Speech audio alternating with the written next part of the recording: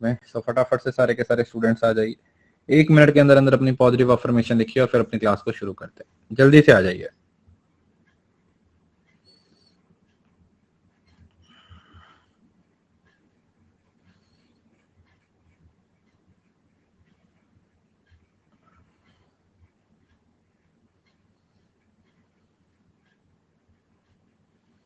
Good morning जी, good morning. आ जाइए, आ जाइए।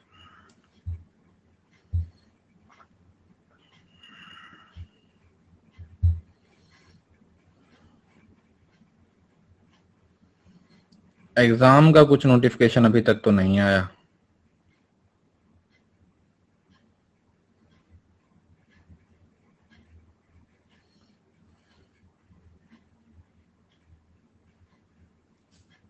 जब आ जाएगा तो पता चल जाएगा आपको भी और हमें भी।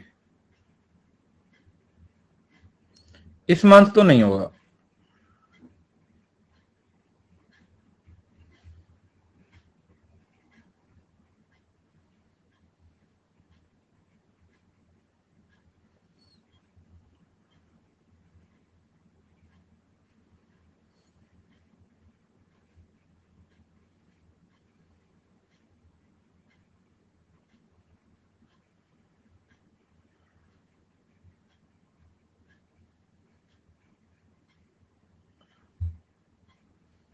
इस महीने तो नहीं होगा सर, अगस्त में जाएगा। यार अगस्त में नहीं जाना चाहिए। एक सेकेंड।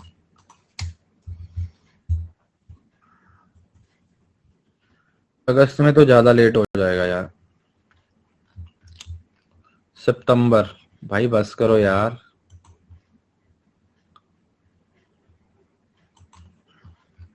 दिसंबर में ले लें फिर सीधा।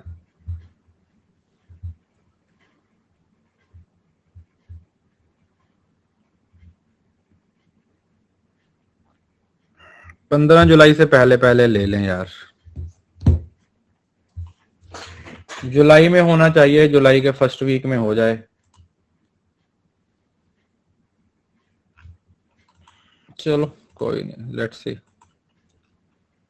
कल से शाम को आपकी स्पेशल क्लासेस फिक्स कर दी गई हैं। 4:15 से 5:15। तो उन क्लासेस को अटेंड कीजिएगा। जो भी डाउट वाले क्वेश्चन है, जो भी नए कंसेप्ट हैं, जो भी पेंडिंग पीवाईक्यूज हैं, वो सारे उसमें आपको मिल जाएंगे। उसका हाँ टाइमिंग शाम को 4:15 से 5:15 बजे तक। Unacademy free classes.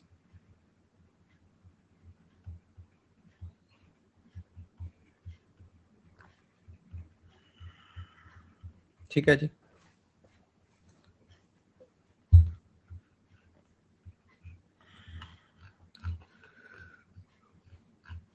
Marathon YouTube पे, वो शाम के टाइम पे होंगे।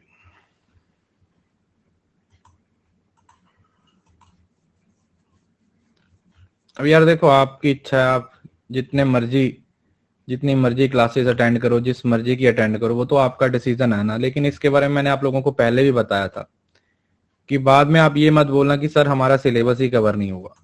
तो इस वजह से पढ़ाई को सिलेक्टेड रखिए। एक ही चीज को 10 लोगों से मत पढ़िए। एक ही जगह पर भरोसा रख के पढ़ाई कीजिए, तभी आपको सक्सेस मिलने वाली है। अदरवाइज तो फिर आपको रिजल्ट के बाद पता चल ही जाएगा। अगर आप 10-10 क्लासेस अटेंड कर रहे हो हर किसी की, ऐसा नहीं होता बेटा। इतना टाइम सेल्फ स्टडी कब करोगे? अगर पूरा दिन क्लासेस ही अटेंड करोगे तो सेल्फ स्टडी कब करोगे? इस वजह से थोड़ा सा इस चीज के बारे में सोचिए कि हमें कितना पढ़ना है, कैसे पढ़ना है और कहां से पढ़ना है। ठीक है, क्योंकि रोक कोई नहीं रहा आप लोगों को। बस हाँ, सिर्फ आप लोगों के, मैं ये भी नहीं बोल रहा हूँ कि मेरी ही क्लासेस देखो, कहीं से भी देखो, लेकिन ऐसा ना हो कि आप एक ही टाइम पे 5-5 6-6 लोगों की क्लासेस देख रहे हो और प्लस पे होने के बावजूद भी, प्लस लेने के बाद भी आप सबकी फ्री क्लासेस को अटेंड कर रहे हो, तो आपको फिर प्लस का फायदा ही नहीं मालूम। ठीक है, तो थोड़ा सा इस चीज के बारे में सोचिए, थोड़ा सा इस चीज पे समझने की कोशिश कीजिएगा, क्योंकि अभी भी टाइम है, नहीं तो फिर बहुत लेट हो जाएगा। ठीक है, चलो कुछ क्वेश्चंस देखते हैं। फर्स्ट क्वेश्चन, अब देखो, मैंने तो सिर्फ आपको इन्फॉर्म करना था, वो तो सब लोगों को पता है। आप कौन कितनी क्लासेस देख रहा है, किसकी क्लासेस देख रहा है, वो तो आपको पता है। मुझे उससे कोई फर्क नहीं पड़ता। मैं सिर्फ आप लोगों को एक एक तरीका बता रहा हूं, ठीक है। मुझे उससे क्या ही फर्क पड़ता है। मेरी तरफ से तो चाहे आप सब लोगों की सारी क्लासेस देखते रहो, मुझे उससे कोई फर्क नहीं पड़ता, क्योंकि मुझे पता है मेरी दिन में 3 क्लासेस है, मैं वही 3 लूंगा। आप कहीं पे भी जाके किसी की भी क्लासेस देखो बेटा, उससे मुझे कोई फर्क नहीं पड़ता। मैं सिर्फ आप लोगों को एक जस्ट गाइड कर रहा हूं, क्योंकि बाद में फिर बहुत सारे लोग आके बोलते हैं। इस वजह से पहले ही पता चल जाए तो आपके लिए भी अच्छा है, और चलो मेरे लिए तो क्या ही अच्छा है।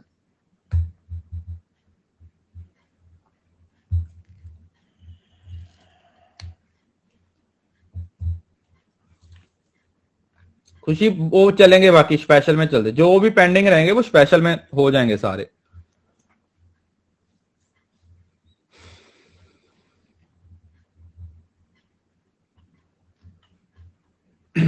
चलिए।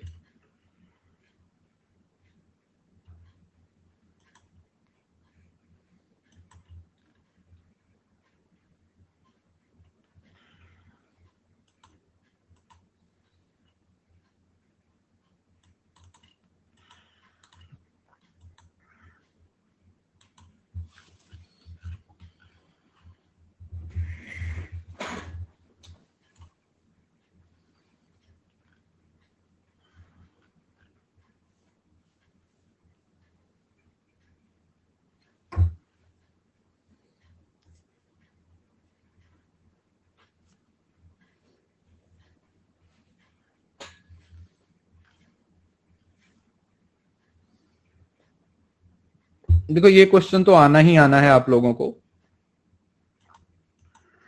सबसे पहले क्या आता है आप लोगों के पास? प्रतीजना। फिर आता है आपके पास हेतु। फिर आता है आपके पास उदाहरणा। उदाहरणा एक यूनिवर्सल एग्जांपल रहती है। उसके बाद उपान्याय, और उसके बाद निगमा।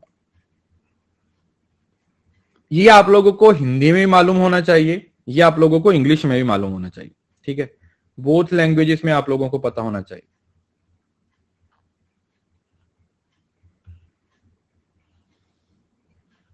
देखिए, सिलेबस कर लो तो अच्छा है ना।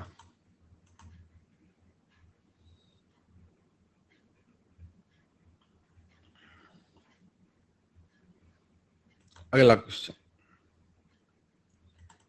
अब इस तरीके के क्वेश्चन थोड़े इस बार इन्होंने थोड़ा ज्यादा ही इन डेप्थ पूछे थे, तो ये वाले चीजों को भी थोड़ा सा आपने ध्यान से पढ़ना है और रिलेट करने की कोशिश करनी है।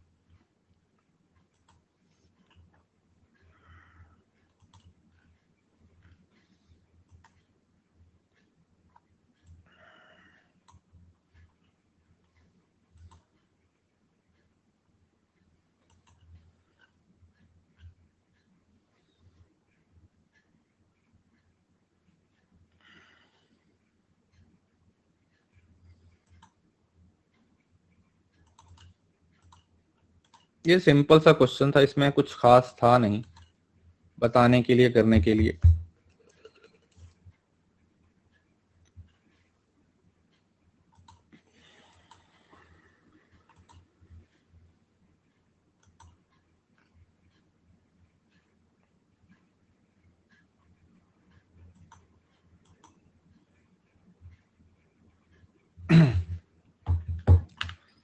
बेटा एग्जाम देखो जुलाई में मान के चलो,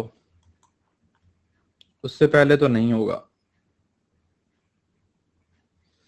देखिए, according to classical Indian logic the psychological sequence also corresponding to logical sequence, मतलब साइकोलॉजिकल और लॉजिकल है वो एक साथ चलते हैं, कॉरस्पॉन्डेंस टू ईच अदर है। Because the logical response not how we ought to infer but as a matter of fact we do infer, किस तरीके से हम इन्फर करते हैं, ठीक है। सिंपल स्टेटमेंट लिखी हुई है, कुछ भी ऐसा नहीं था कि जिसमें कुछ भी घुमा के पूछा गया। अगला क्वेश्चन, बहुत ही सिंपल क्वेश्चन। टाइप्स ऑफ प्रमाण से बहुत सारे क्वेश्चन पूछे गए। अरे यार क्या पूछ रहे हो, एक्सपेक्टेड कट ऑफ, अभी पेपर का बेटा कुछ पता नहीं है। कट ऑफ कहां से बता दें आपको, बताओ मुझे।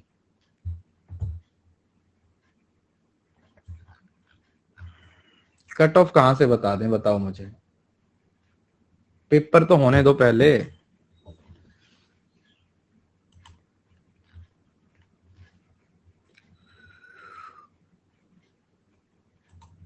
सर फर्स्ट अटेम्प्ट है इसलिए पता नहीं है। अब जितने ज्यादा नंबर ले लोगे उतना आपके लिए अच्छा है। मिनिमम आपको मतलब अगर आपको नेट क्लियर क्रैक करना है तो कम से कम आपको 60-65% तो चाहिए। जेआरएफ के लिए 70% को टारगेट करो कम से कम। मतलब मैं ऐसा जनरलाइज बता रहा हूं, इतने में हो जाता है मोस्ट ऑफ द सब्जेक्ट्स में। एक्सेप्शंस तो हर जगह पे होती है लेकिन सब्जेक्ट वाइज मोस्टली हो जाता है।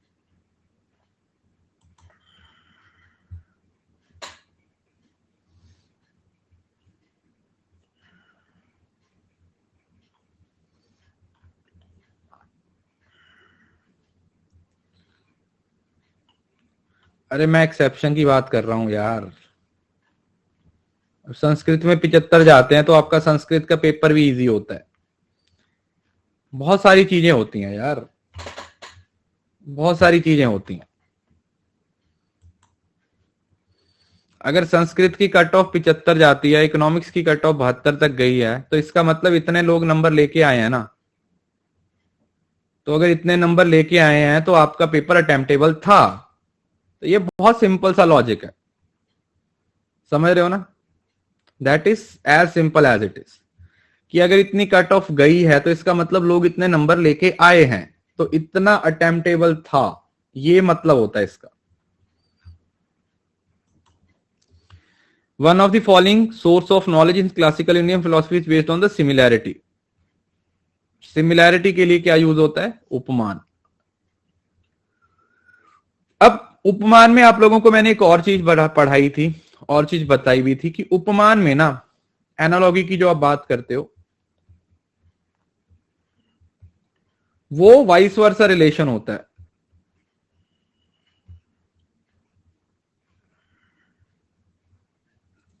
वाइस वर्सा का मतलब क्या हुआ कि अगर ए बी के जैसा है तो बी भी ए के जैसा है, कोई फर्क नहीं है। आप ये नहीं बोल सकते कि ए तो बी के जैसा है लेकिन बी ए के जैसा नहीं है। देयर इज अ रिलेशन, जैसे दो सिस्टर्स के बीच में रिलेशन है,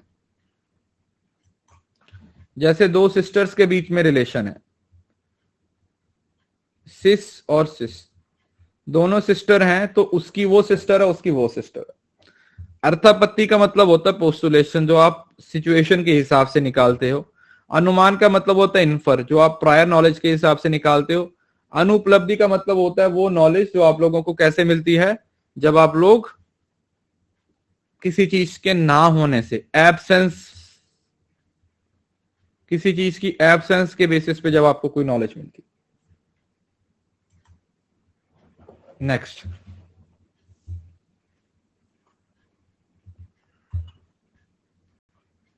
ये लॉजिक है रीजनिंग के हैं।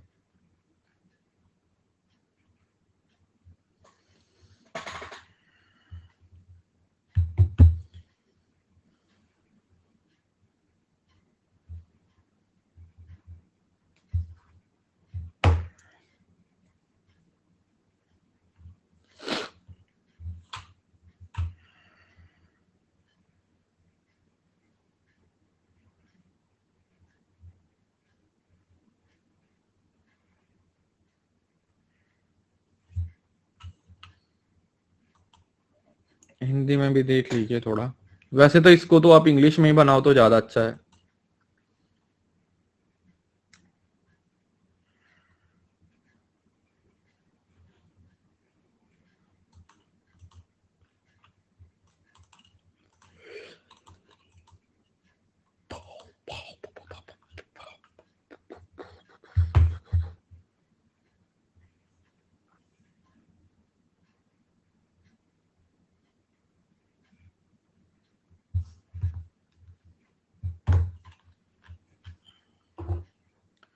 देखो अब किसी भी ऑप्शन को फिक्स कर सकते थे। अफर्मेशन का मतलब क्या हुआ, अफर्म कर रहे हो, देयरफॉर। जैसे स्टेटमेंट, रीजन, स्टेटमेंट क्या है, चलो अब ऐसे देखो, statement of thesis to be establish, जो आपने एस्टेब्लिश करना है, आप क्या एस्टेब्लिश करना चाहते हो? आप एस्टेब्लिश क्या करना चाहते हो? पहले आप सिर्फ ये एस्टेब्लिश करना चाहते हो कि वहां पर आग लगी हुई है, दे रीजन है, ये रीजन है। डी को टू से मिला देते। सी गिविंग एन एग्जाम्पल, एग्जाम्पल कहां पे दी जा रही है? ये देखो, यूनिवर्सल एग्जाम्पल दी जा रही है, यूनिवर्सल एग्जाम्पल दी जा रही है, तो सी को वन से मिला सकते थे, बी को फोर से because there is a smoke, और ए को थ्री से affirmation, therefore there is a smoke on hill. अब ये बिल्कुल ऐसा है कि ये चीजें आप लोगों को पढ़ाई हुई हैं और काफी अच्छे से डिटेल में पढ़ी हुई हैं, तो आप इसको आराम से बना सकते हो। मुझे नहीं लगता कि इसमें आपको कोई ज्यादा दिक्कत होनी चाहिए। ये सिंपल से क्वेश्चन है, बहुत ही साधारण से क्वेश्चन है, इसको आसानी से अच्छे तरीके से बनाया जा सकता है।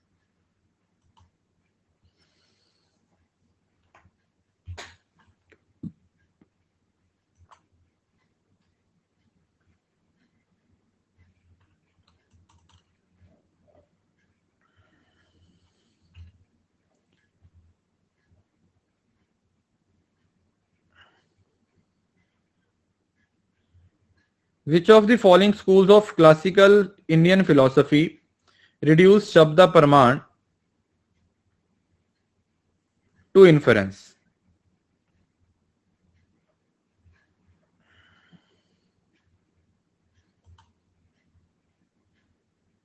क्वेश्चन तो आसान लग रहा है मुझे।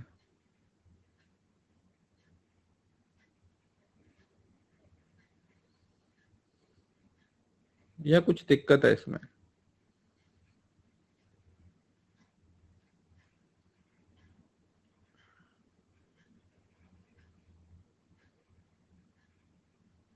तो मुझे क्यों दिक्कत लग रही है?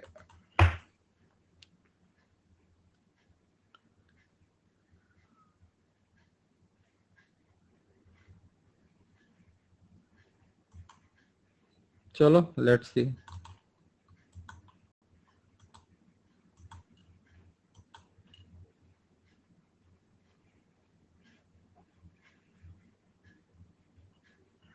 बन गया थोड़ा सा ऑप्शन के हिसाब से।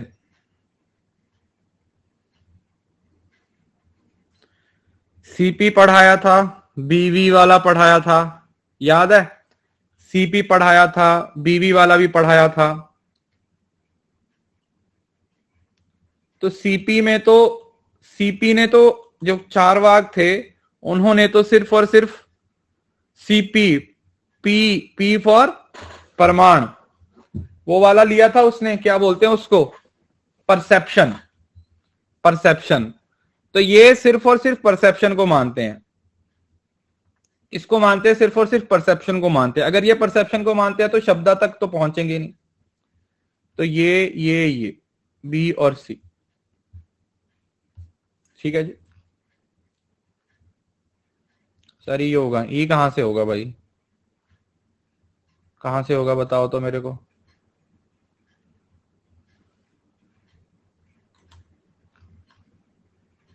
Sir B is right.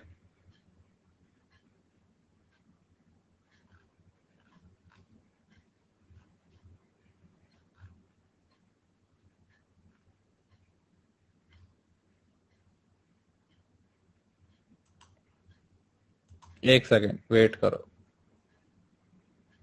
CP perception,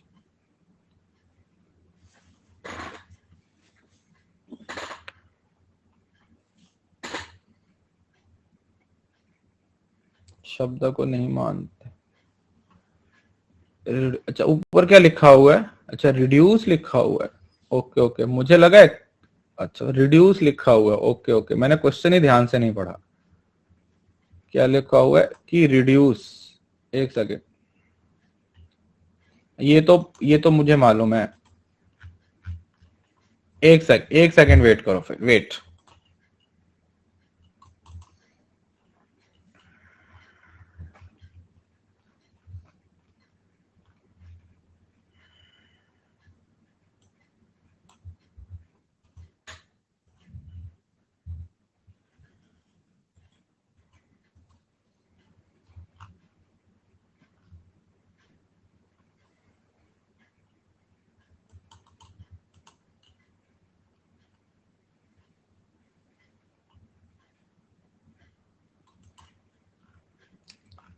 यार एनटीए की तरफ से भी बी और सी दिया, और मैं तो इसके साथ किसी तरीके से जस्टिफाई नहीं कर रहा, क्योंकि न्याया तो किसी भी तरीके से नहीं होगा। अगर आप न्याया, मैंने तो उसको रिड्यूस नहीं किया था क्योंकि शब्द को वो मानते थे, तो यहां से डिलीट हो जाएगा।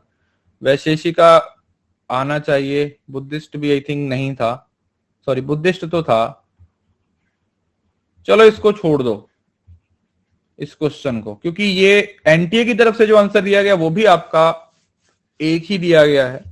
लेट्स, कोई बात नहीं, इसको देखते। मीमांसा वाले तो आएगा ही, वो मीमांसा बोलता हूं तो रिड्यूस किया तो फिर वो तो नहीं आएगा, सेकंड ही होगा। चलो आप बोल रहे हो कि सर इसका आंसर सेकंड होगा, चलो कोई नहीं, देख लेंगे।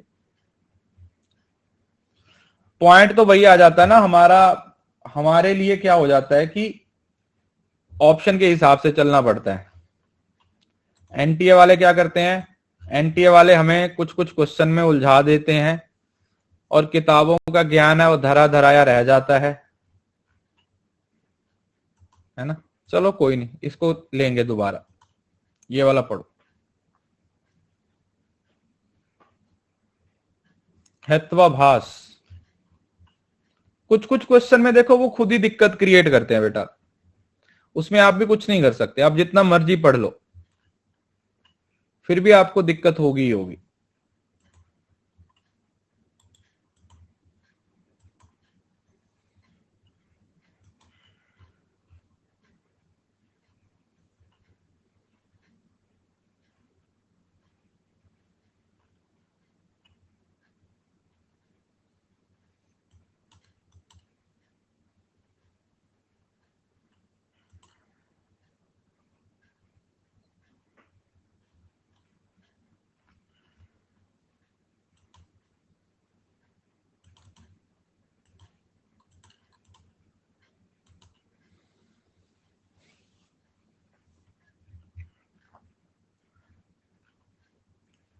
ये तो सिंपल था,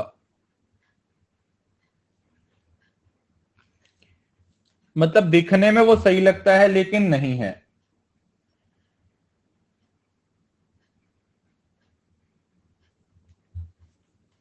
है ना, फैलेसी का मतलब यही है ना कि हाँ दिखने में तो वो ठीक है लेकिन एक्चुअली में वो सही नहीं होती।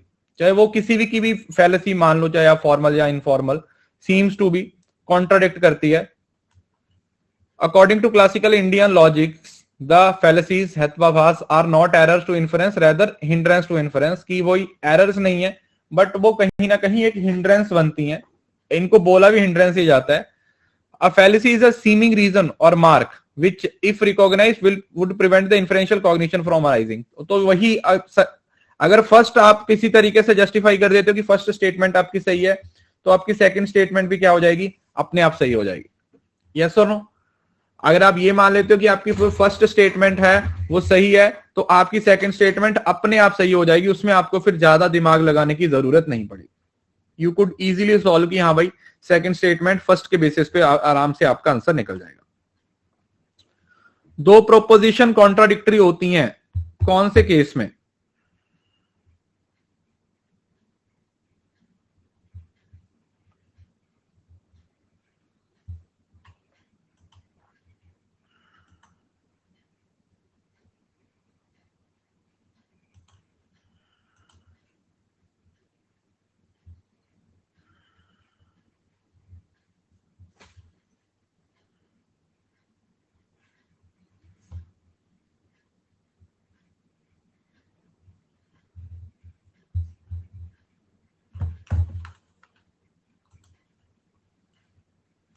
दीजिए answer.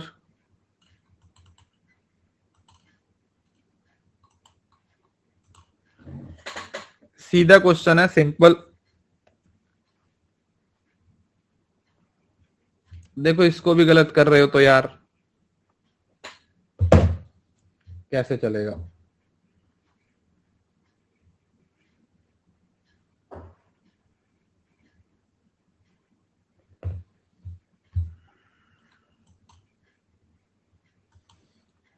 One is denial of the other. Mummy papa वाली एग्जांपल बताई थी ना कि अगर इस एक को एक्सेप्ट कर लिया तो दूसरा अपने आप रिजेक्ट हो जाएगा, और ये इकलौता रिलेशन है, ये इकलौता रिलेशन है ये इकलौता रिलेशन है जो हर साइड से 100% होता है, जो दोनों साइड से 100% होता है। बाकी किसी में भी 100% नहीं होता। अगर 100% होता है तो एक साइड से होता है, दोनों साइड से नहीं होता। ठीक है, दोनों साइड से 100% नहीं होता, एक साइड से होता है।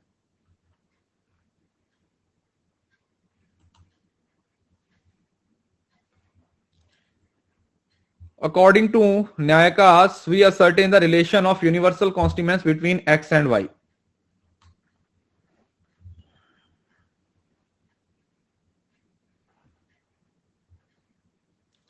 ये आप लोगों का वो वाला था ना, व्यक्ति वाला।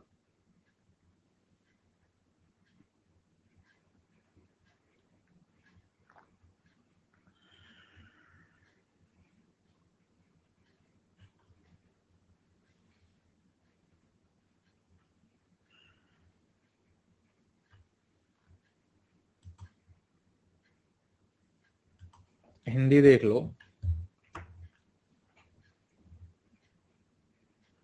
यार। देखो अब कुछ ना कुछ तो वो डालेंगे ही, कुछ ना कुछ तो आउट ऑफ कंटेक्स्ट निकालेंगे ही वो।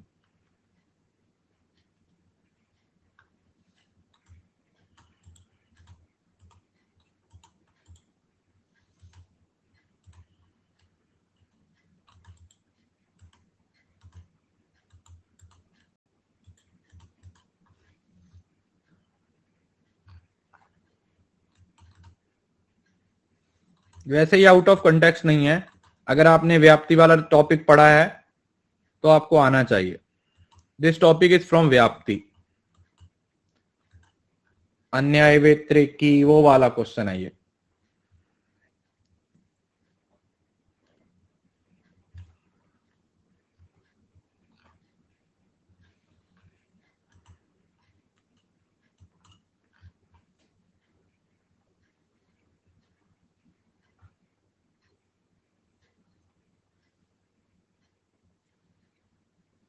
यार देखो मैं आपको बताता हूं इसको किस तरीके से बना सकते थे। आप लोगों को याद है 3 तरीके के रिलेशन की बात की थी, एक पॉजिटिव, एक नेगेटिव और तीसरा पॉजिटिव नेगेटिव। याद है? 3 तरीके के रिलेशनशिप की बात की गई थी। एक कि अगर वो पॉजिटिवली प्रेजेंट है तो मेजर टर्म पॉजिटिव सेंस में आनी चाहिए, अगर नेगेटिव है तो मेजर टर्म जो मिडल टर्म है वो नेगेटिव सेंस में आनी चाहिए, और तीसरा था कि पॉजिटिव और नेगेटिव एक साथ आते हैं। तो अगर आप फर्स्ट स्टेटमेंट को आराम से पढ़ते हो, ध्यान से पढ़ते हो, तो आप इसको पढ़ो। देखो, we can determine the relation only if we can determine the relation of essential identity between X and Y. आपको लगता है कि कहीं पर भी आइडेंटिटी के बारे में बात की गई थी? Either they talked about identity or something like that? नहीं। और ओनली लगा दे तो इसका मतलब यहां पर कुछ ना कुछ झोल है। तो ये तो किसी भी तरीके से आपको सही नहीं लग रहा, तो मैं इसको क्या करूंगा, मैं ए को यहां से कैंसिल कर दूंगा। अब जैसे ही मैंने बी स्टेटमेंट पढ़ी ना, by perceiving that all cases the presence of X is accompanied by the presence of Y, B आना जरूरी हो गया। क्यों? क्योंकि यहां पर भी प्रेजेंस की बात हो रही है और यहां पर भी प्रेजेंस की बात हो रही है। और तीसरा, क्या किसी भी तरीके के कॉज और इफेक्ट के बारे में बोला गया है? नहीं भाई, अन्याय व्यतिरेकी के बारे में बात की जा रही है। कॉज और इफेक्ट का इन्फ्रेंस में अलग कंसेप्ट रहता है, यहां पर नहीं आता। और ये आता है नॉट परसीविंग एन इंस्टेंस। ये देखो नॉट लिखा हुआ है, is not accompanied by the presence of Y. ये सही हो जाएगा। क्वेश्चन तो बड़ा आसान था, क्वेश्चन तो आसान था, लेकिन वही लॉजिक ढूंढना था। आपने कितने अच्छे से पढ़ा है, वो 3-4 चीजें आपके दिमाग में कितने अच्छे से बैठी हुई हैं, वो आपको पता है या नहीं पता? पॉजिटिव नेगेटिव और पॉजिटिव और नेगेटिव को एक साथ लिया गया।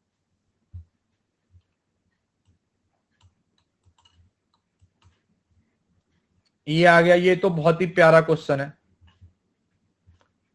अंजू, इसमें एक्स वाई को मिडिल मेजर के साथ रिलेट करने की जरूरत ही नहीं है, आप बस वो रिलेशन देखो, रिलेशंस देखो।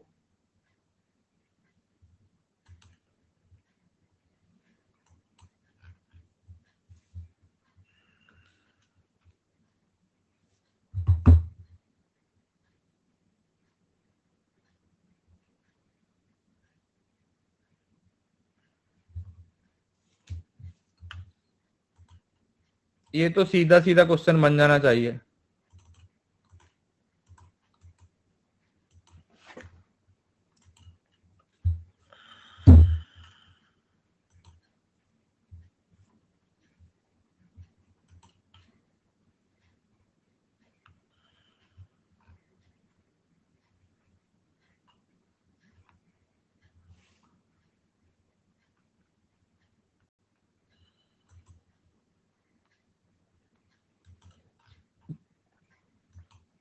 देखो, या तो आप व्याप्ति से बना सकते थे। व्याप्ति क्या होता है? यूनिवर्सल कॉन्स्टिट्यूएंस, एक हर जगह पे दिखने वाला रिलेशन होता है, ठीक है, जैसे आग और धुएं वाला होता है, तो आप ए को 4 से मिला सकते थे।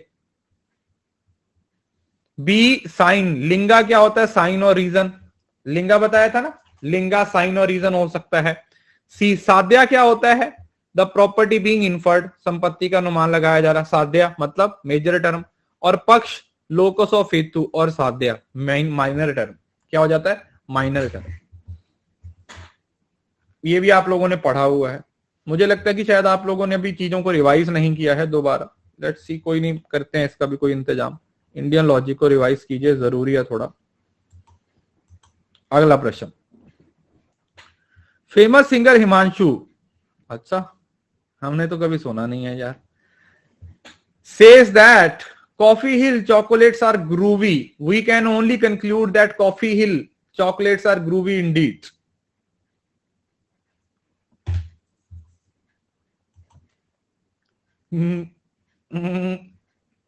क्या होगा इसका आंसर?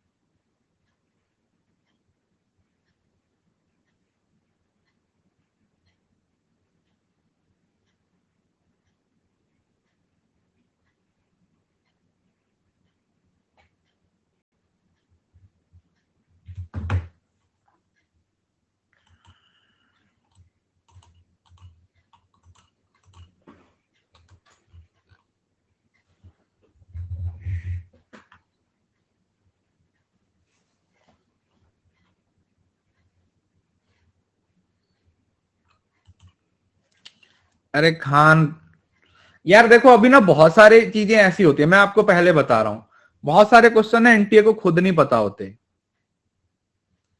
बहुत सारे क्वेश्चन उनको पता नहीं, वो किस तरीके से दिमाग में बनाते हैं और उसके हिसाब से वो आंसर करते हैं। जस्टिफाई नहीं कर सकते, उनको खुद ही नहीं पता रहता। तो ये तो सिंपल सा अपील टू अनक्वालिफाइड अथॉरिटी है ना। ये कोई भी पर्सन हो सकता है, एनीवन। सामान बेचने वाले आते हैं ना आजकल, ये भी ले लो, ये भी ले लो, ये भी ले लो, ये भी ले लो। सो यहां पर किसी एक बात, कोई एक ऐसा पर्सन जिसको आपने मान लिया कि यार ये वाला बंदा एक अथॉरिटेटिव पर्सन है, तो वो अपनी अथॉरिटी का गलत इस्तेमाल करना शुरू कर देता है।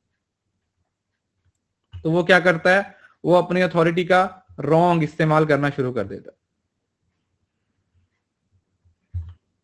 ठीक है, नेक्स्ट।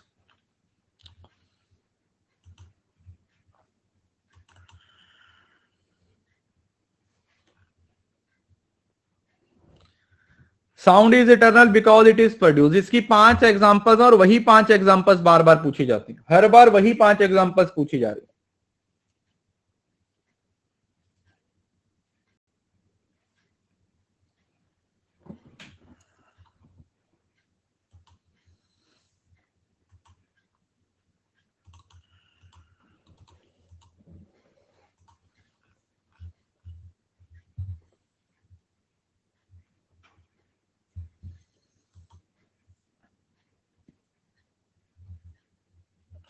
बस वो 5 एग्जांपल्स आप याद रख लीजिए, इसका क्वेश्चन आपका बन जाएगा।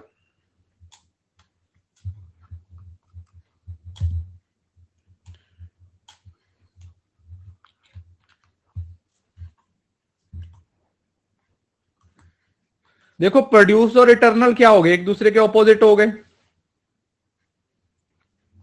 ध्वनि शाश्वत है क्योंकि वो उत्पन्न होती है। तो ये बहुत बार आया हुआ क्वेश्चन है, this is contradicting reason, contradictory reason. Reason क्या है, कॉन्ट्राडिक्ट है। रीजन क्या है बेटा, कॉन्ट्राडिक्ट कर रहा है। ठीक है, अगला क्वेश्चन। अब ये बहुत सारे क्वेश्चन इन्होंने इधर उधर से बना बना के पूछे थे, मतलब कभी पढ़े भी नहीं थे ये इस तरीके के। मतलब थोड़ा, हाँ मैं मानता हूं कि एलआर में थोड़ा, सारे एलआर में तो नहीं लेकिन कहीं ना कहीं इंडियन लॉजिक जितना सिलेबस में लिखा हुआ है ना, मतलब इन्होंने तो ना पूरा फिलॉसफी वाला ही पूछना शुरू कर दिया। एलआर के क्वेश्चन थोड़े से मैं मानता हूं कि हाँ कुछ कुछ चीजें बीच में थी, 4 क्वेश्चन के बाद एक क्वेश्चन आप मान सकते हो कि थोड़ा टिपिकल था। एलआर का पोर्शन नहीं, इंडियन लॉजिक का पोर्शन थोड़ा सा टिपिकल था।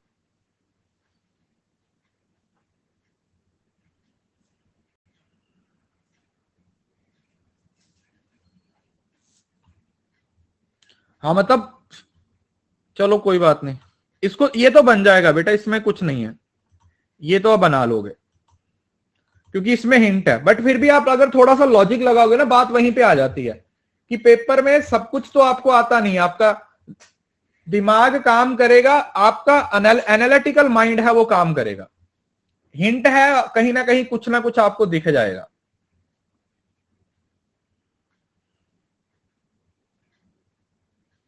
हाँ मैंने आपको बताया था ना कि वो हिंट है एक छोटा सा जो इसके अंदर रहता है।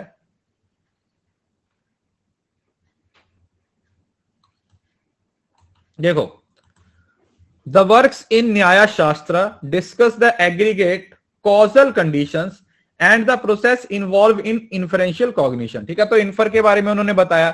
दूसरा है do not dwell upon analysis of the factor that help in assess and decide the formal validity of judgement. क्यों भाई, ऊपर तो तुम कॉज और इफेक्ट के बारे में बात कर रहे हो और नीचे बोल रहे हो कि उस चीज पे डिपेंड नहीं कर रहा। तो ये एक्चुअली में डू नॉट नहीं होना चाहिए था, however dwell upon the analysis of factors, ये इस तरीके से होना चाहिए। तो ये वाली पहली स्टेटमेंट सही है और दूसरी स्टेटमेंट आप लोगों की गलत हो जाएगी।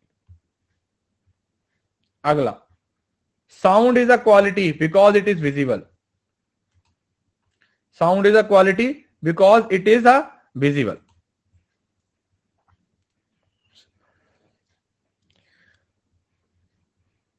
ये टॉपिक मैं पढ़ा ही दूंगा ना आप लोगों को यार, इसके काफी सारे क्वेश्चन आ रहे हैं और काफी कंफ्यूज कर रहे हैं ना। चलो मैं इस पे क्लास ही ले लेता हूं एक। ये बोला ना हेत्वाभास, फैलेसी ऑफ इन्फरेंस है ना।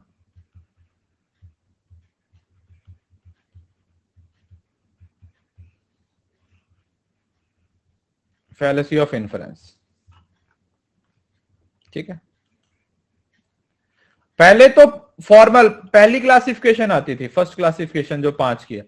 अब तो 5 के आगे की क्लासिफिकेशन भी पूछी जा रही है। इसकी भी 3 क्लासिफिकेशन है, इसकी भी 3 है, इसकी भी 3 है। भाई कितना डिटेल में पूछोगे यार, कहां काम आएगा हमारी जिंदगी में, ये बताओ, है ना। हमारी जिंदगी में कहां काम आएगी ये चीजें, ये तो बता दो। क्वेश्चन तो चलो बना देना, लेकिन हमारी जिंदगी में ये कहां पर काम आने वाली हैं ये तो बता दो, फिर तो हम अच्छे से याद कर लें।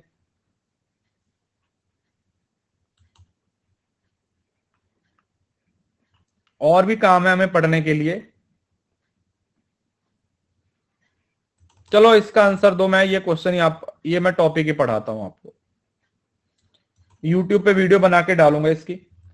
5 तरीके की फैलेसी रहती हैं ये, और साथ में एग्जांपल्स दे दूंगा ताकि आप एग्जांपल्स नोट कर लेना, उसी तरीके की एग्जांपल्स आप लोगों से पूछी जाती है। रट लेना यार, इसमें ज्यादा लोड मत लेना, ज्यादा दिमाग मत लगाना, बस।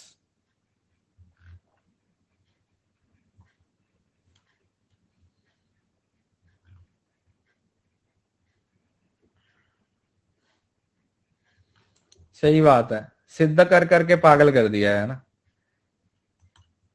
इसको बोलते हैं स्वरूप सिद्धा। देखो, असिद्धिया, संदेह सिद्ध तो नाम भी नहीं पढ़ने आते यार। चलो इसको ये मैं आपको पढ़ाता हूं।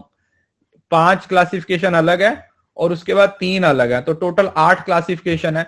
इसकी मैं वीडियो रिकॉर्ड करके देता हूं आपको लाइव देख के। चलो जैसे भी होगा वो आपको पता चल जाएगा, मैं पढ़ा दूंगा।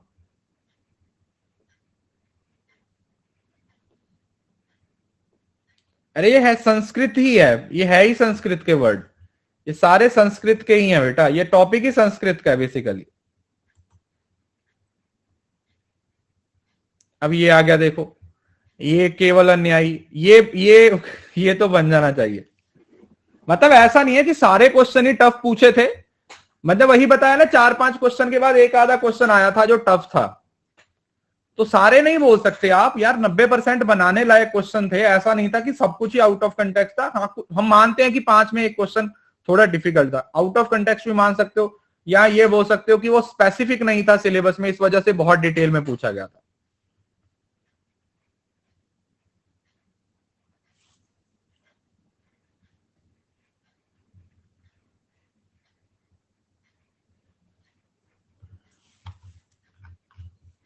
ये तो डायरेक्ट है।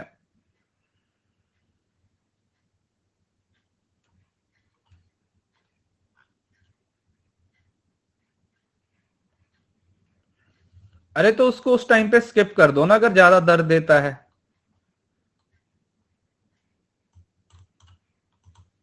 उस चीज को पकड़ना ही क्यों जो दर्द देती है, उससे दूर रहो, वो चीजें तुम्हें दर्द देती हैं। इस बात को दिल पे लेके आधी क्लास का ब्रेकअप हो जाएगा, है ना, क्योंकि तुम्हें दर्द देने वाले तो तुम्हारे दिल का दर्द बने बैठे हैं ना। ये तो सिंपल था, देखो इसमें तो बेटा कुछ भी नहीं था, ये क्वेश्चन तो साधारण सा क्वेश्चन था, only positive related to the major term. तो यहां पर पॉजिटिव रिलेशन की बात की गई थी, पॉजिटिव, फिर आता है एक नेगेटिव, और तीसरा आता है पॉजिटिव और नेगेटिव। ठीक है जी, एक पॉजिटिव आता है, एक नेगेटिव आता है, फिर पॉजिटिव और नेगेटिव तीनों आते हैं।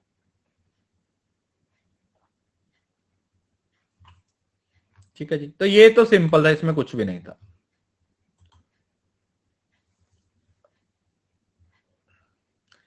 अनुमान की टाइप है,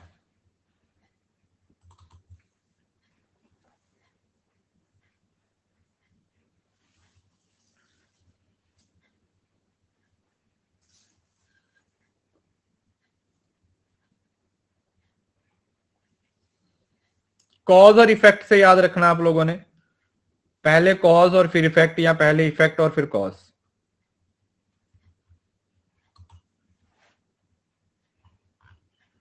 वो एग्जांपल दी थी ना आपको बारिश वाली,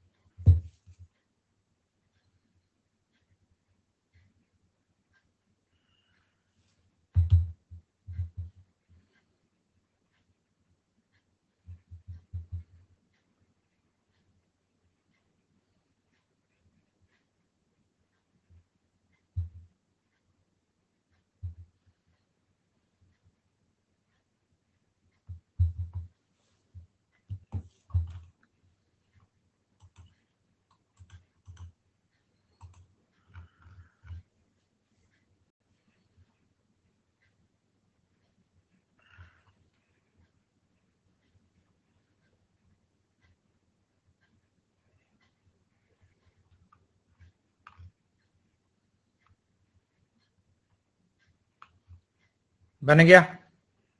देखो ये सिंपल था, अब पहले कॉज आएगा फिर इफेक्ट आएगा, तो वो कौन सा होता है, वो पूर्वावत होता है।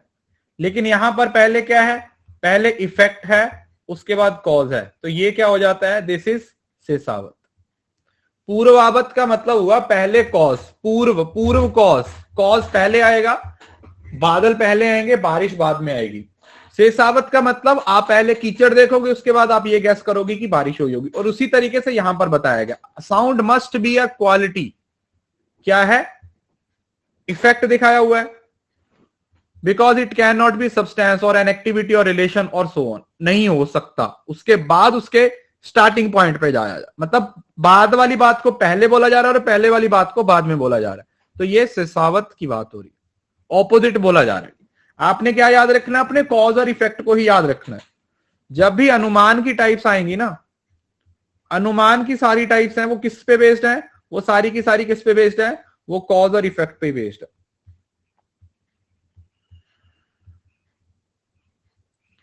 They are based on cause और इफेक्ट। ठीक है, ये आ गया आपका कॉन्ट्रेरी स्टेटमेंट्स के बारे में। अब ये तो बन जाना चाहिए, देखो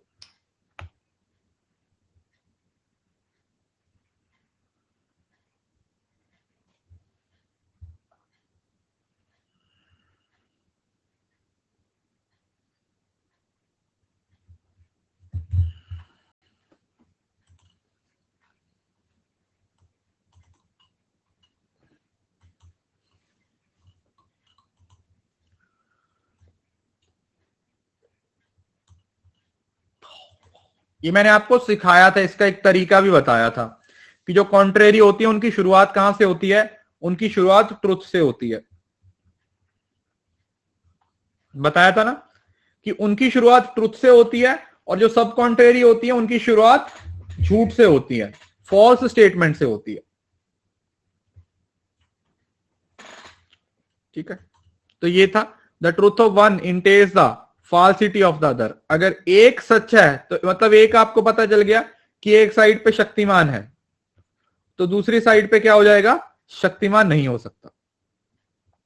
दोनों एक टाइम पे फॉल्स हो सकती हैं, दोनों एक टाइम पे ट्रू नहीं हो सकती। फॉल्सिटी से आप उसकी ट्रूथनेस पर नहीं जा सकते। Why not? C both can not be false, both can not be true, दोनों एक टाइम पे फॉल्स हो सकती हैं। रूल है, दोनों जगह पर नकली शक्तिमान हो सकता है, दोनों जगह पर नकली शक्तिमान हो सकता है।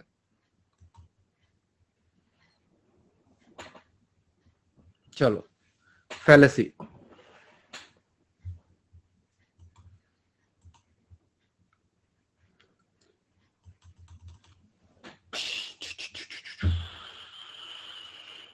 कितना प्यारा क्वेश्चन है, कितना प्यारा राज दुलारा क्वेश्चन है।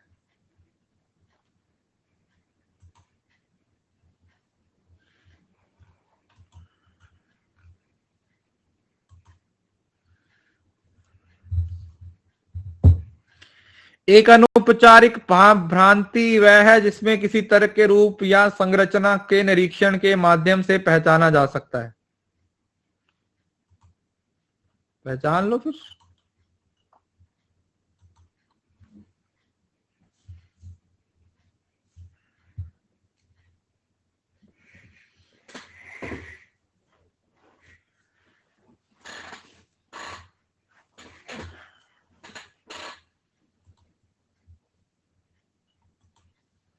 सरकारी ऑप्शन नहीं है बेटा, दोनों ऑपोजिट लिखे हुए हैं, दोनों स्टेटमेंट ना एक दूसरे के ऑपोजिट लिखी हुई हैं। ये जो स्ट्रक्चर की बात होती है ना, फॉर्म की बात होती है, वो फॉर्मल में होती है, और जो कंटेंट की बात होती है वो इनफॉर्मल में होती है। दोनों एक दूसरे के पोपोजिट लिखे हुए हैं। क्या लिखे हुए हैं? पोपोजिट। मतलब स्टेटमेंट्स में आप लोग कंफ्यूज हो गए और आप समझ नहीं पाए कि हमारे काम की बात इसमें से कौन सी है। ठीक है जी, अच्छा क्वेश्चन था, बिल्कुल था। विद रेफरेंस टू न्याय philosophy which of the following statement is true?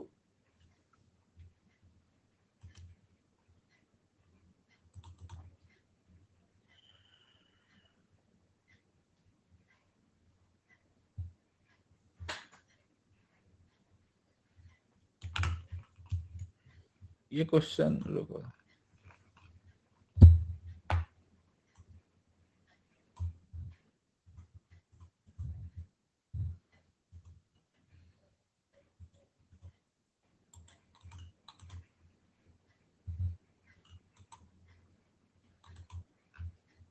ये सही है या गलत है? ट्रू पूछा होना चाहिए या फॉल्स पूछा होना चाहिए?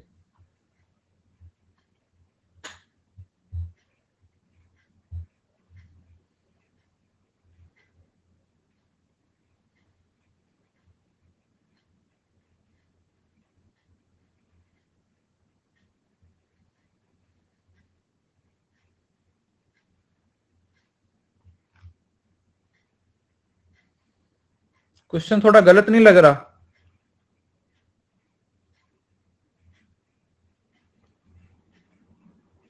क्योंकि इसका जो आंसर दिया हुआ है वो दिया हुआ है ऑप्शन नंबर 1, जबकि ऑप्शन नंबर 1 तो मिडिल टर्म ही तो रीजन है ना।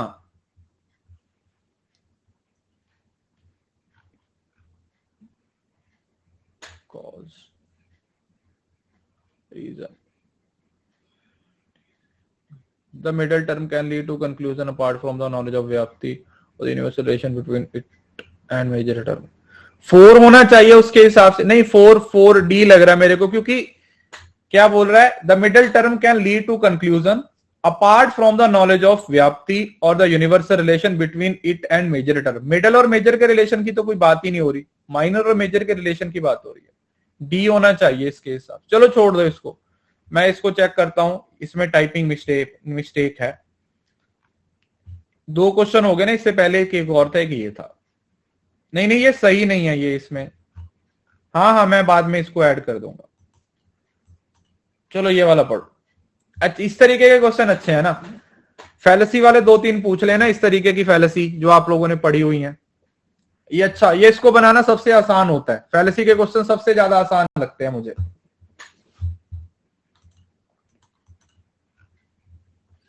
Whoever trust a knife into another person should be arrested. Okay. Surgeon trust अच्छा, oh my god.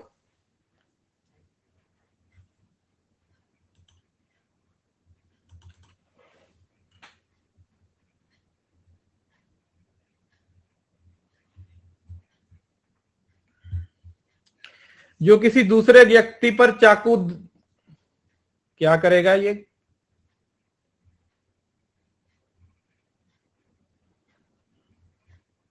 क्या लिखा हुआ है ये? घोंपेगा। अच्छा, घोंपेगा, घोंपेगा।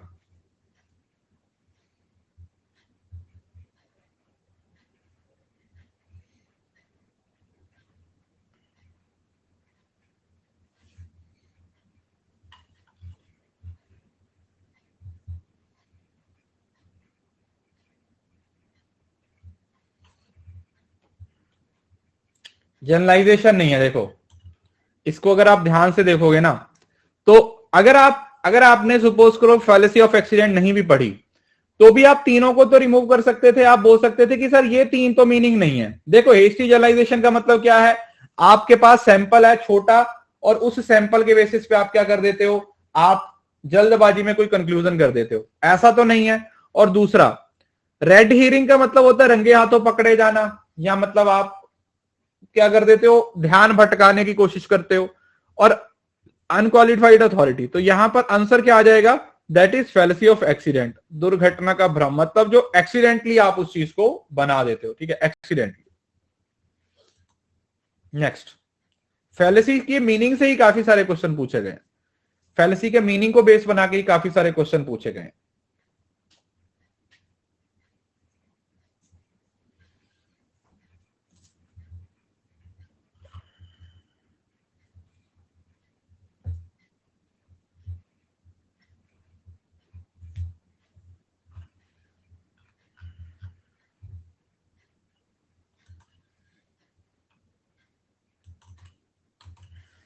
रिपीट तो नहीं है,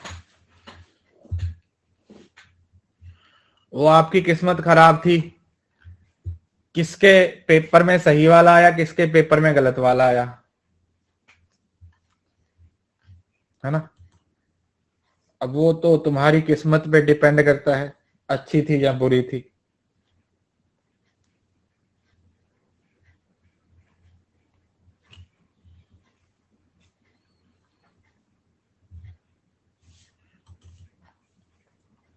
फिर सरकारी ऑप्शन लगा देंगे ना।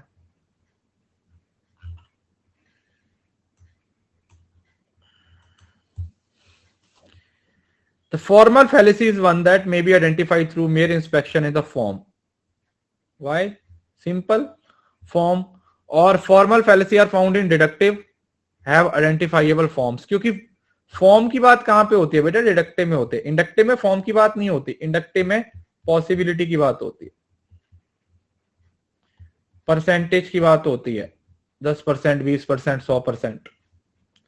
तो ये दोनों ही सही बातें लिखी हुई हैं फॉर्मल के बारे में। अगला प्रश्न,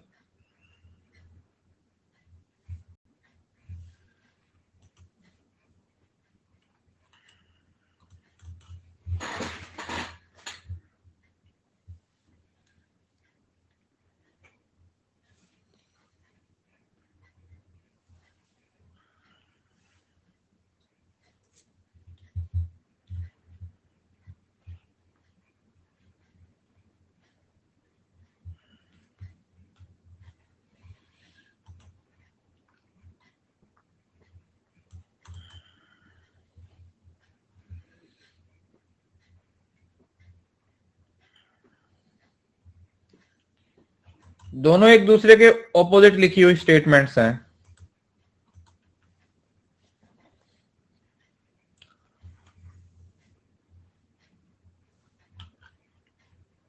चलो बन गया ज्यादातर बच्चों का। देखो, एक पहले का फैसला कर देते तो दूसरे का फैसला अपने आप हो जाता। न्याय दर्शन के अनुसार एक तर्क केवल उन मुद्दों से आगे बढ़ता है जो पूरी तरह से अज्ञात है, और न्याय शास्त्र के अनुसार उन मुद्दों पर तर्क आगे नहीं बढ़ सकता जो अच्छी तरह से स्थापित है।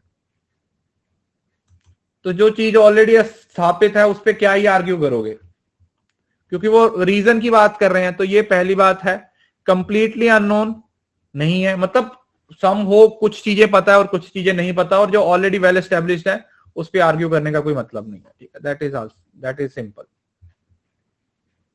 अब सूरज निकलता है कौन सी दिशा पे, उस पर आर्ग्यूमेंट करने का क्या मतलब है? समझ रहे हो ना? दिन के बाद रात आती है, रात के बाद दिन आता है ना? अब उस पर क्या ही आर्ग्यूमेंट कर लोगे? बोले नहीं सर, पहले रात आती है, फिर उसकी याद आती है, फिर दिन आता है।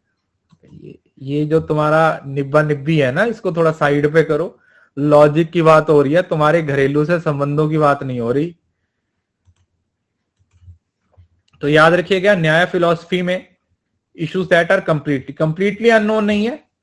कुछ पता है, कुछ नहीं पता, कुछ चीजें पता है और कुछ चीजें नहीं पता, और जिसके बारे में कंप्लीटली पता है उस पर आर्ग्यूमेंट करने का कोई मतलब नहीं है।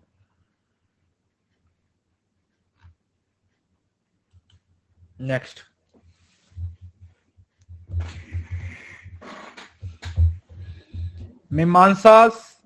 Mimamsas and Vedantis agree that Nyayikas that the syllogism consists of 5 members of proposition.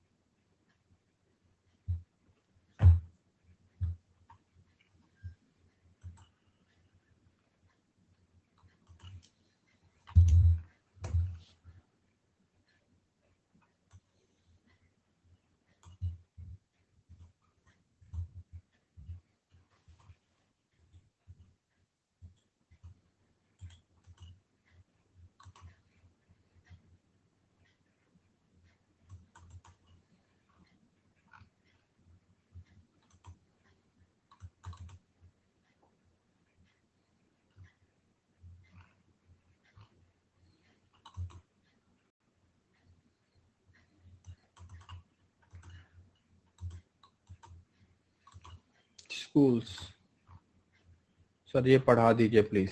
चलो मैं इस सैटरडे संडे आपका इसी का सोल्यूशन करता हूं। ये सैटरडे और संडे आपका इसी का सोल्यूशन करता हूं।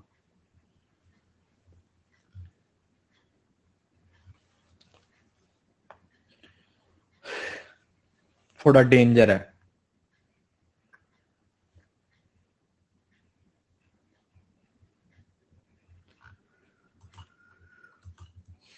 Mimamsa and Vedantis agree that Nyayikas that syllogism consists of 5 members of proposition, जो कि गलत है, क्योंकि इसमें से आई थिंक ये वाले इस चीज के साथ एग्री नहीं करते, ये वाले एग्री करते हैं।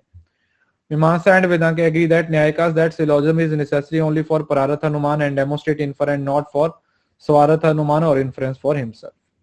तो ये तो स्वार्थ और परार्थ सर स्वार्थ अनुमान के लिए भी होता है। नहीं नहीं, ये तो 5 मानता है, ये इसकी बात कर रहा हूं। तो ये रीजन है, दिस ये अगर सिर्फ मीमांसा लिखा हुआ होता तो ये आंसर सही हो जाता, लेकिन उसके साथ ये जो वेदांतास आ गए हैं ना, इसकी वजह से क्वेश्चन गलत हुआ। ठीक है, नेक्स्ट सेल्फ ट्रांसटेंड्स के बारे में। स्वार्थ में 3 की बात होती है और परार्थ में 5 की बात होती है।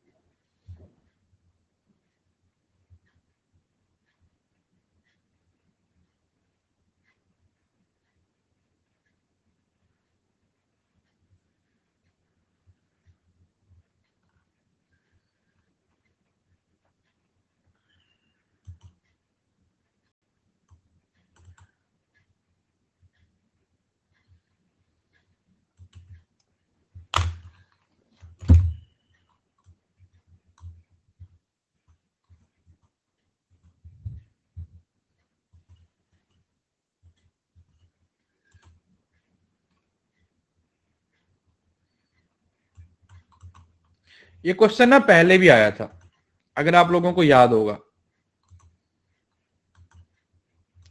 ये क्वेश्चन पहले भी आया था।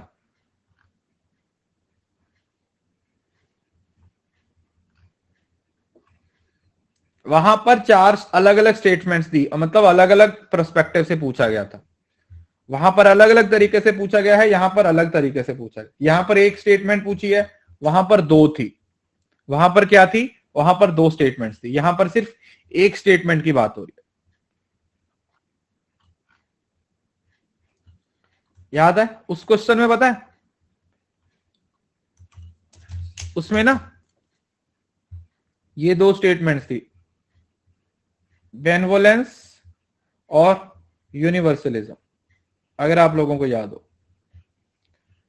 बेनिवोलेंस और यूनिवर्सलिज्म वो था वहां पर, ये अलग है। तो ये तो सिंपल था यूनिवर्सलिज्म। अगर आपने पहले वाला पढ़ा था तो इसको भी देखो। इसी वजह से हम बोलते हैं कि पीवाईक्यू लगाने जरूरी हो जाते हैं। उसका रीजन यही है क्योंकि कई बार चीजें निकाल के पूछ लेते हैं। देखो आत्म अपने बारे में समझ रहे हो ना? फ्रीडम नहीं बेटा, यूनिवर्सलिज्म, वैल्यूज की बात हो रही है। अगला क्वेश्चन,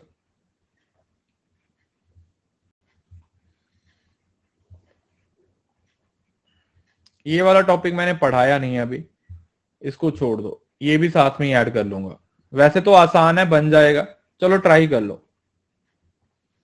ये क्वेश्चन पहले पूछे नहीं जाते थे, आजकल पूछे जा रहे हैं। मैंने मतलब सिलॉजिज्म में क्वेश्चन करवाया था, मतलब मैंने टॉपिक का नाम नहीं बताया था। ये कन्वर्जन वाला है ना, कि ऑल को किस में कन्वर्ट कर सकते हो, सम को किस में कन्वर्ट कर सकते हो, नो को किस में कन्वर्ट कर सकते हो। वो एग्जांपल थोड़ी सी मैंने आप लोगों को पढ़ाई थी, बट चलो कोई बात नहीं, थोड़ा सा देखो।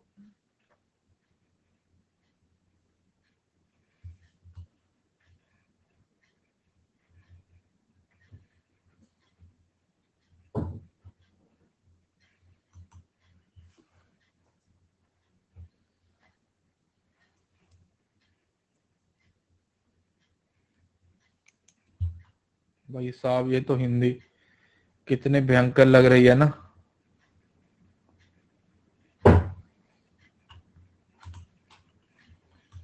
चलो ये बनाओ,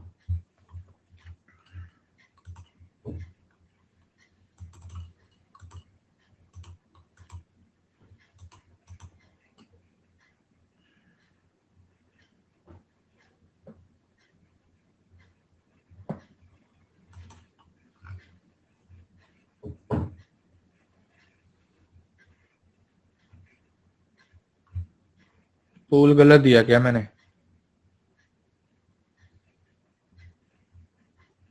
गलत दिया क्या? एंटीना क्या? सॉरी गलत दे दिया ना। हाँ गलत दे दिया, ये वाला है।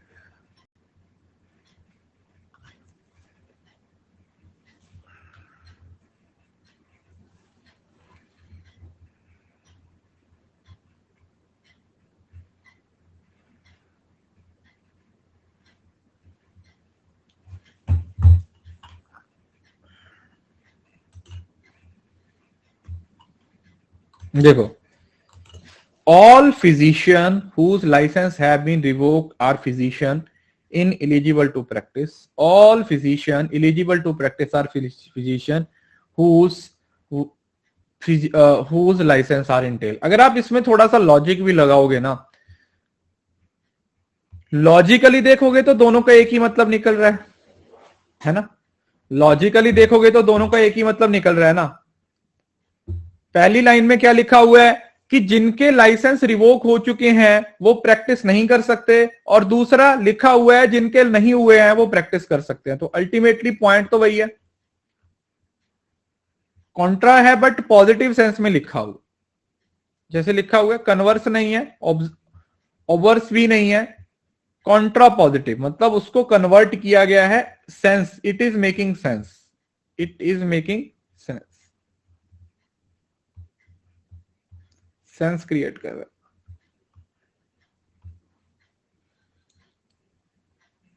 ये तो उसका क्वेश्चन आ गया यार, पीपल एंड एनवायरनमेंट का, गलती से। ये वाला देखो,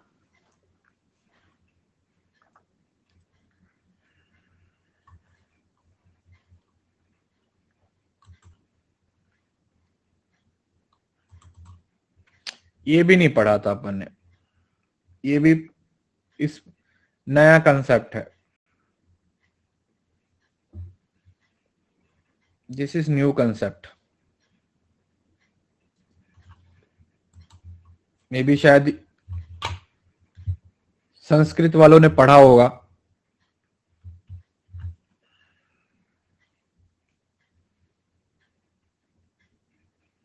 लेकिन आप थोड़ा सा लॉजिक लगा के बना सकते थे ना।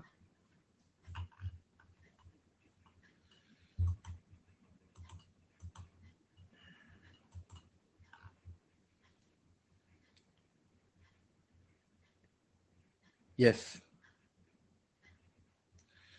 क्योंकि यहां पर तीनों जगह पर किसकी बात हो रही थी, इन्फ्रेंस की बात हो रही थी। किसमें इन्फ्रेंस की बात नहीं हो रही थी, यहां पर।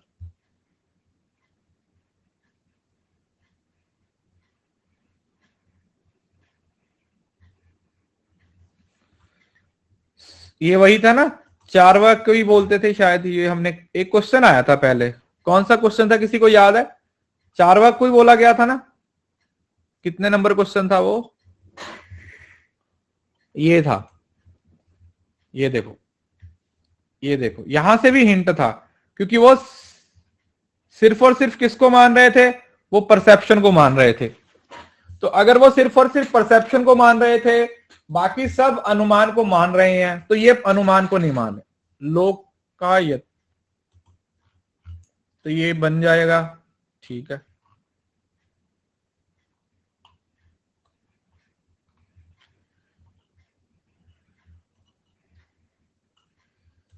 अब ये देखो,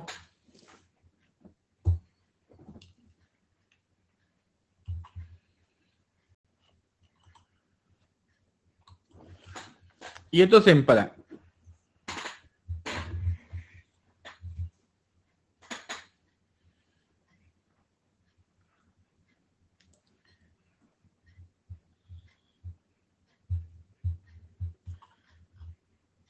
ये डायरेक्ट ही बन जाएगा, मतलब ये सीधा सा क्वेश्चन पूछा गया, इसमें कुछ खास घुमा फिरा के नहीं पूछा गया, सीधा सीधा पूछा गया ये।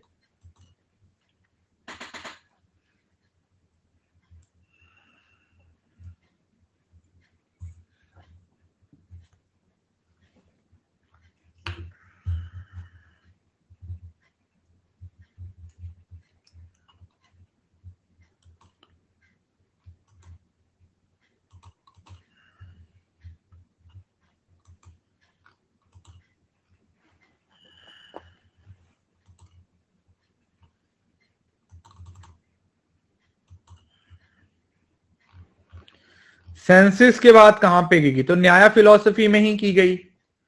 जिन्होंने अनुमान की इतनी सारी टाइप्स बताई हैं, ऑर्डिनरी, एक्स्ट्रा ऑर्डिनरी, जहां पर वो एलिमेंट को तो वो देख सकते हैं जो प्रेजेंट हैं, उसके साथ साथ उसको भी देख सकते हैं जो एब्सेंट है, जो लौकिक और अलौकिक दोनों चीजों के बारे में बोला गया था। तो ये न्याय फिलॉसफी के अंदर ही इसके बारे में बात की गई। किसके बारे में? न्याय फिलॉसफी में ही इसके बारे में बात की।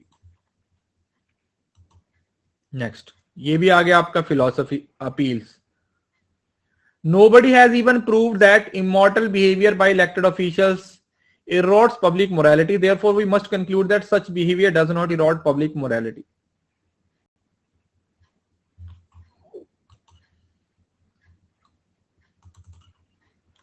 बहुत सिंपल क्वेश्चन है।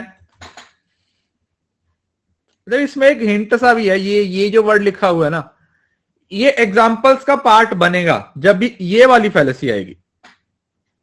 जब भी ये वाली फैलेसी आएगी ना, इसमें ये वाला पार्ट बनेगा जिसमें ना कोई भूत नहीं होते, चुड़ैल नहीं होती, मतलब चलो वो तो है, भूत नहीं होते, जिन्न नहीं होते, है ना, अलादीन का चिराग, क्योंकि आज तक कोई साबित नहीं कर पाया। भगवान होते हैं क्योंकि आज तक कोई ये साबित नहीं कर पाया कि भगवान नहीं होते, है ना। हाँ, आत्मा, प्रेत आत्मा होती है या नहीं होती है पता नहीं।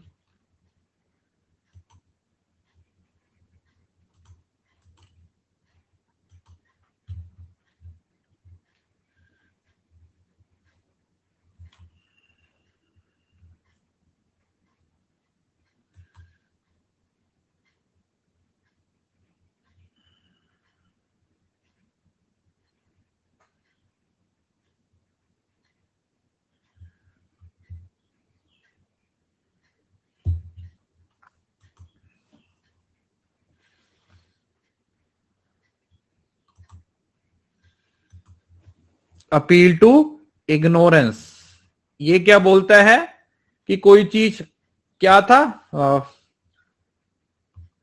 Absence of evidence equal to evidence of absence. यही था, याद आया? Absence of evidence equal to evidence of absence, दोनों चीजों के बारे में बोला गया था कि कोई बंदा पी को मतलब साबित नहीं कर पाया क्योंकि वो ट्रू है या वो फॉल्स है, इस तरीके का था। पूरा फैलेसी में आप लोगों को पढ़ाया हुआ है ये। सगारिका है कोई क्लास में क्या? Is never seen reading any mathematics. ये तो यार तो आसान ही आ गया, ये तो कितना ही आसान आ गया।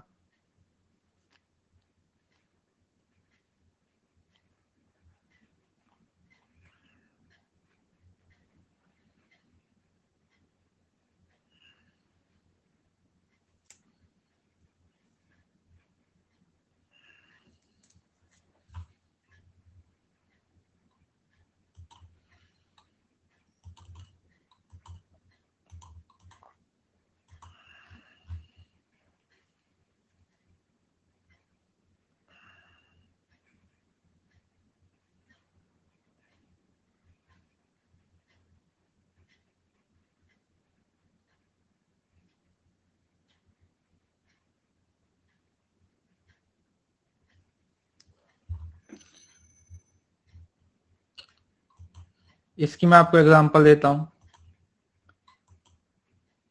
सर, हाउ इट इज अर्थापत्ति, क्योंकि आप अर्थ निकाल रहे हो अकॉर्डिंग टू सिचुएशन, है ना।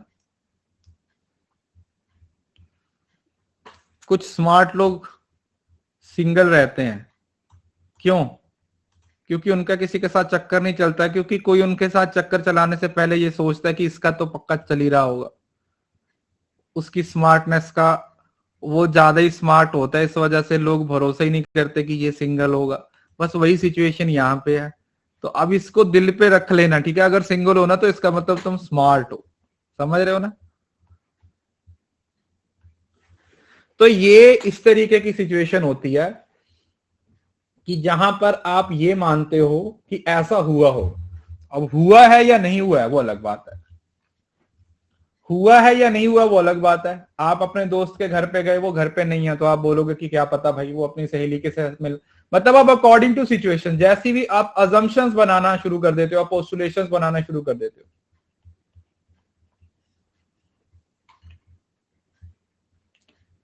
अजम्पशंस बनाना शुरू करते हो। ठीक है जी, तो इसको बोलते हैं अर्थापत्ति। अर्थ निकालना अकॉर्डिंग टू सर्कमस्टांसेस।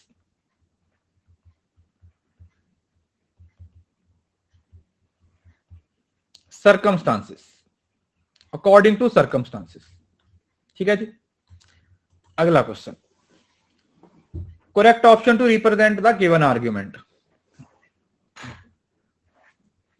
ये मूड्स एंड फिगर्स वाला है।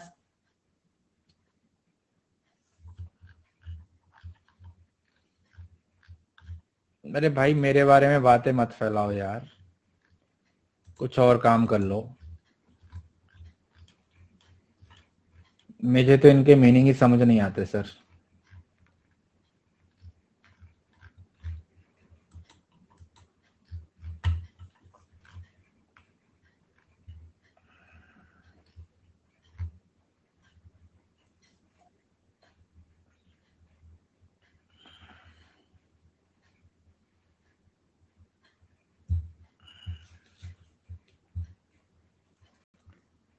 एक, दो, तीन और चार।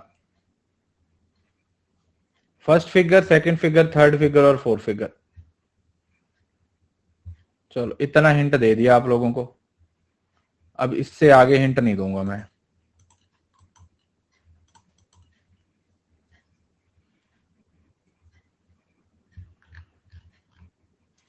यस, कहीं कहीं पर आप लोगों को गूगल पे ये वाली इस तरीके से भी देखने को मिलेगी। कुछ फोटोज इस तरीके से कॉलर वाली देखने को भी मिलती हैं आपको।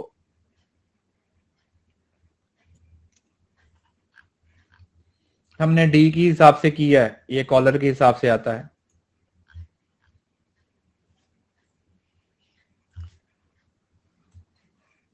परंतु बन गया, अच्छा परंतु बन गया। देखो ऑल है तो ए होगा, सम सम आई आई। इधर आ रही है मिडल टर्म, ये एक, ये दो, ये तीन और ये चार। तो ये यहां पर आ रही है, यहां पर लेफ्ट साइड पे। तो ये ए आई आई फिगर 3 हो जाएगा।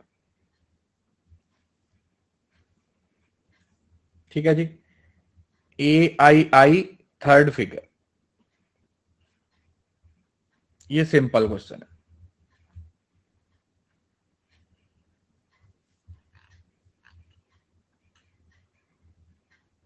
अरे यार ये ऐसा होता है ना, जैसे इस तरीके से रहता है आपका।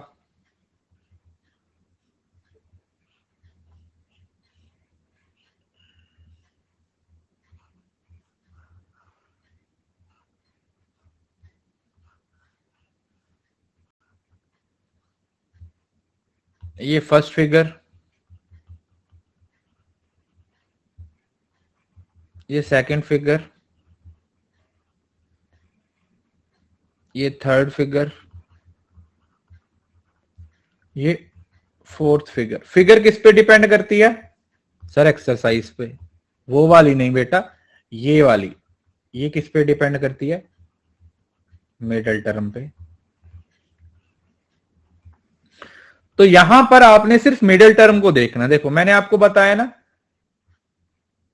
डी बनाना है एक, दो, फिर इस साइड को आना है तीन, और फिर इस साइड को आओगे चार। तो जो पहला है यहां पे एम और यहां पे एम, ये एक हो गई। और दूसरी इस साइड पे चलेगी एम और एम। तीसरी लेफ्ट साइड पे आ गई एम और एम। चौथी किस पे आ गई? यहां पे एम और एम।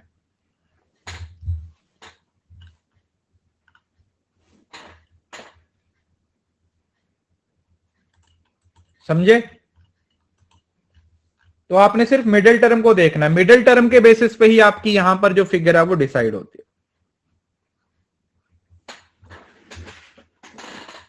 क्लियर है? अरे पढ़ाया है यार, क्यों नहीं पढ़ाया, मुझे पता है ना, मैंने पढ़ाया है।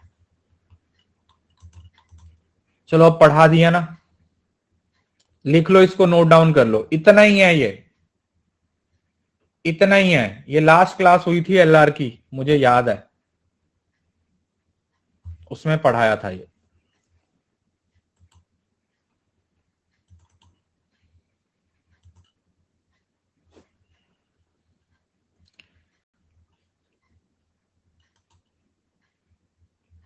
ये बड़ा खतरनाक सा क्वेश्चन फ्रेम किया था।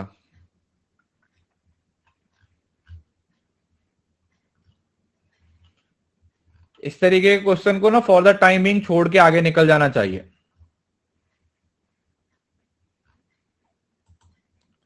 अगर आप इसमें कंफ्यूज होते हो ना, तो आपको इस तरीके के क्वेश्चन को फॉर द टाइम बिंग छोड़ के आगे चले जाना चाहिए। या फिर अगर आप साइड पे डायग्राम बना सकते हो, ये वाला AEIO,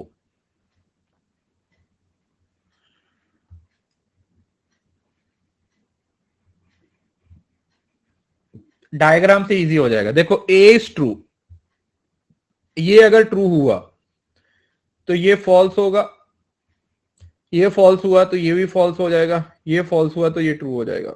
अब देख लो, I ट्रू है यहां पर और E फॉल्स है यहां पर, तो इस तरीके से निकाल सकते हो ना। मैंने तो आंसर ही बता दिया यार।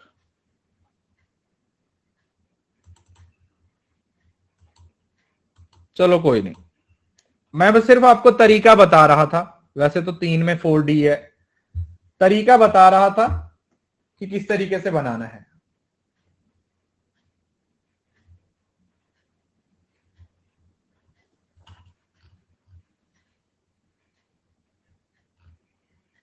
जुग जुग नहीं जीना भाई, जिस तरीके की दुनिया आजकल चल रही है ना, जिस तरीके की, अगले युग का तो पता नहीं। तो ये इसके साथ हो जाएगा। उसी तरीके से आप E को ट्रू मान लोगे, अगर AE इसको अगर ट्रू मान लोगे तो ये नीचे की तरफ चला जाएगा, AEIO ट्रू हो जाएगा इसके हिसाब से, है ना।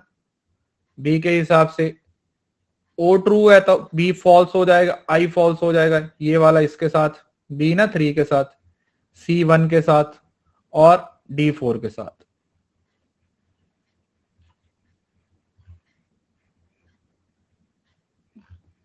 बोल तो सही था, मैं सिर्फ आप लोगों को तरीका बता रहा था कि इस तरीके के क्वेश्चन में आपको थोड़ा सा टाइम लग सकता है, राइट। इस तरीके के क्वेश्चन में आप लोगों को थोड़ा सा टाइम लग सकता है, लेकिन बन जाएगा।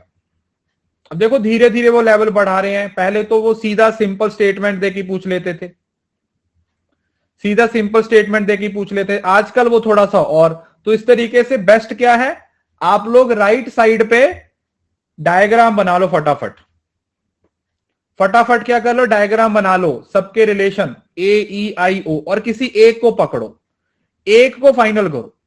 जैसे ये देखो, अगर आप A को फाइनल कर देते तो आपको पता था कि 1 2 3 4, तो अगर A भी फाइनल हो जाता कि ये A2 है, यहां पर आ जाएगा, तो आगे कुछ देखने की जरूरत ही नहीं थी।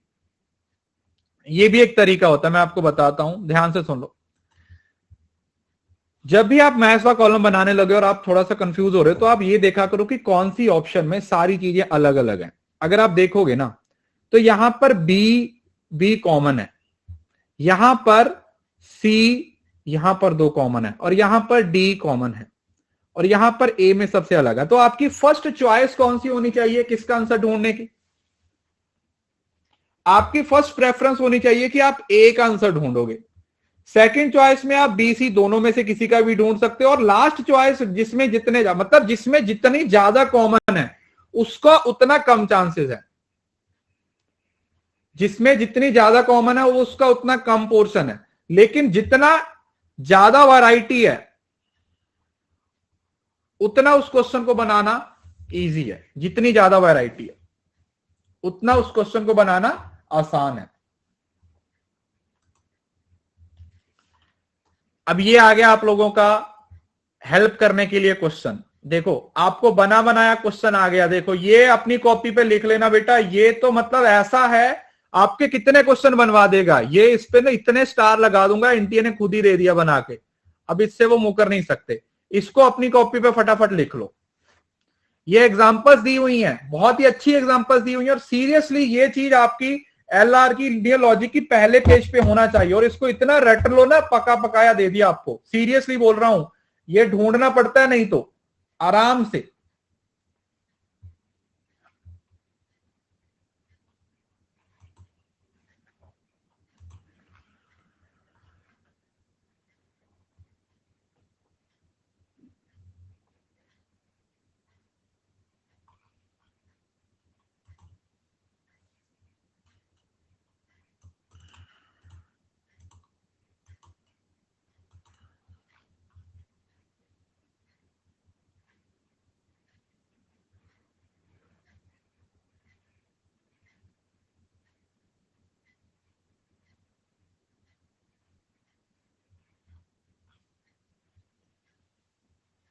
एग्जाम्पल्स भी सेम है, इसमें और कुछ है ही नहीं, एग्जाम्पल्स भी सेम ही रहते हैं, सब कुछ सेम ही रहता है।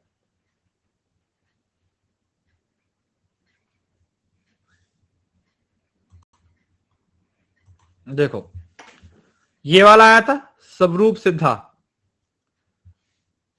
Sound is eternal because it is visible, ये इसके साथ मैच हो जाएगा। A4 असिद्रिया sky lotus is fragrant because it belongs to the class of lotus, ये इसके साथ हो जाएगा। C2 के साथ, और रियल और मोमेंट्री, साउंड इज रियल, और अनुपसामारी, ये आपका हो जाएगा इसके साथ। इसकी एग्जांपल्स की क्लास ले लेंगे, ठीक है, वहां पे इसको अच्छे से नोट्स बना के याद कर लेना, रट लेना दिमाग में, क्योंकि ये देखो ये ना ऐसा ही है, इसको पढ़ो ना पढ़ो बस ये रटा हुआ होना चाहिए, ये आप लोगों को रटा हुआ होना चाहिए, इससे क्वेश्चन सीधा सीधा आएगा 2 नंबर, ज्यादा सोचने की भी जरूरत नहीं पड़ेगी, एग्जांपल्स निकाली तो आंसर आ जाएगा। हाँ बिल्कुल। चलिए देखिए आज के हमारे लीडर कौन कौन है। काजल 30-31 में से, शालिनी के 30-31 में से, आयना के 30-31 में से, प्रशांत के 30-31 में से, आदित्य के 30-31 में से, स्वाति के भी 30, संगीता के भी 30, ज्योति के भी 30, प्रियंका के भी 30, और निधि के भी 30। वैसे तो इन सभी के 31-31 ही होनी चाहिए, क्योंकि एक क्वेश्चन मैंने ही गलत दे दिया था, बट स्टिल अच्छी क्लास थी। कुछ कुछ चीजें हैं जो हमें एलआर में, मतलब ऐसा था कि आप 4 से 5 कंसेप्ट्स को देख लो कि जो आपको लगता है कि हाँ यार इंडियन लॉजिक से कुछ कुछ चीजें थोड़ा सा डिटेल में आई थी, तो उसको मैं पढ़ाता हूं आपको सैटरडे संडे, ठीक है। सैटरडे संडे कोई क्लास नहीं है, तो इसी पे काम करते हैं, ठीक है। कल का दिन वेट कर लीजिए, आज शाम को क्लास होगी आपकी यूट्यूब पे। आज हम कम्युनिकेशन की मैराथन लेने वाले हैं, तो मैं आपको लिंक शेयर करूंगा शाम को 5 बजे के आसपास। कम्युनिकेशन की मैराथन आज आप लोगों की होने वाली है, और उसमें कुछ नए कंसेप्ट भी आएंगे, कुछ PYQs भी होंगे, और कुछ और चीजें भी आप लोगों के लिए आएंगी। इंडियन लॉजिक परसों पढ़ेंगे, क्योंकि वो मुझे थोड़ा देखना पड़ेगा ना खुद से भी, एक बार नोट्स वगैरह भी सही करने पड़ेंगे। टाइमिंग वही 5-6 बजे के आसपास करेंगे। फाइनेंस तो हो गया बेटा, कल फाइनेंस की क्लास कल हो गई, ठीक है जी।